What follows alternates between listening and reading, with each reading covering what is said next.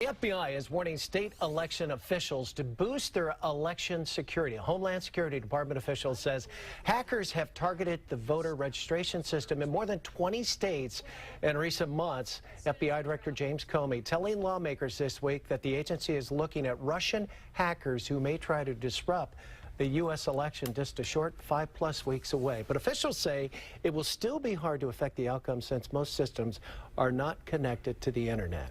From Monday's record-breaking presidential debate to next week's vice presidential debate and everything in between, there's a lot to cover on the campaign trail.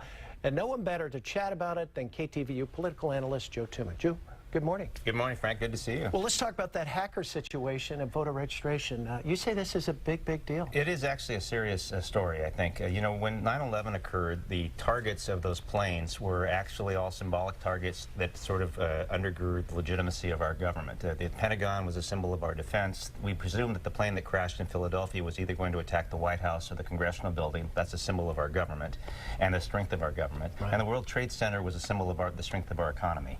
That is a triad, if you like, of things that make the United States not just a global superpower, but honestly the global superpower. And when the World Trade Center came down, you know, the markets were a little rocky at first, and it was threatening to us.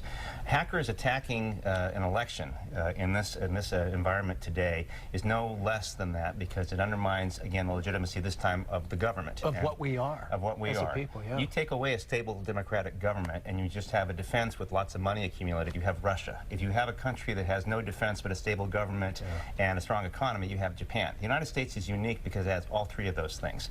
And I really think that actually, given the closeness of the bromance between Mr. Trump and Mr. Putin, that both candidates, Trump and Clinton, should today or in the next couple of days issue a declaration not only warning hackers that anybody will be prosecuted if they do this, but that any government that sponsors this or is linked to it in any way will be dealt with very harshly. We invaded Afghanistan after 9/11.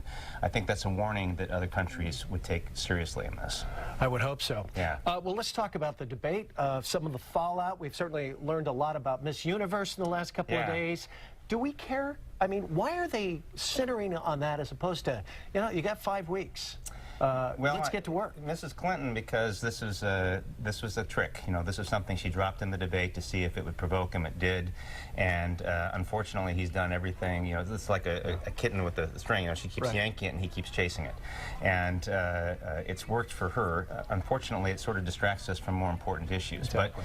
But for Mr. Trump, it's hard to understand why he would be tweeting about this at 3 o'clock in the morning, except that maybe he's the kind of guy that likes to have the last word.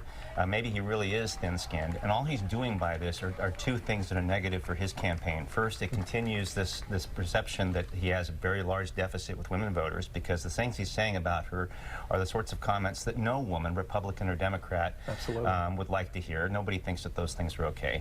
But also, it keeps him sort of focused on these issues instead of talking about the things that he's strong about. Yeah, and this is not really a topic in the end. He would be well served to just say, you know what, I'm really out of line, I'm going to stop talking about that, let's start talking about the economy again. Public Policy just came out with a new poll, and Mrs. Clinton's up, well, I guess 4% now. 4%. It was neck and neck before the debates, so she comes out, I guess, a little ahead. Yeah. Now, we should say, though, as you know about polls, Frank, that there's always a plus or minus error ratio. Yeah, 5%. So what this really tells us is that this race is a tie, essentially.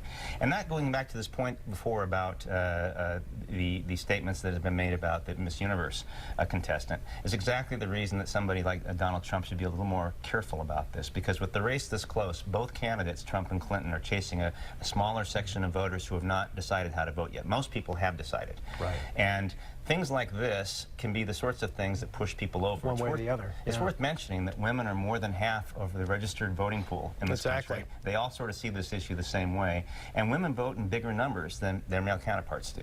So he would really be well served to get off this topic and go back to the other topics and engage in a close race like that poll suggests as many voters as possible if he wants to win. Well, perhaps the vice presidential candidates, Mr. Pence and Mr. Kaine, will do that, because how big is their debate, which is coming up here shortly? exactly on It's Tuesday? a good question, and we're going to talk about this again I think on Tuesday. Joe Garfioli and I are going to talk about this as well then. But just to preview this for you now, it's very important because you've got two guys who are ex-governors. Both of them have served in Congress. Both of them are knowledgeable, and I dare say that Mr. Pence, for him, might be a better person to articulate some of the logic behind some of Trump's positions than Mr. Trump.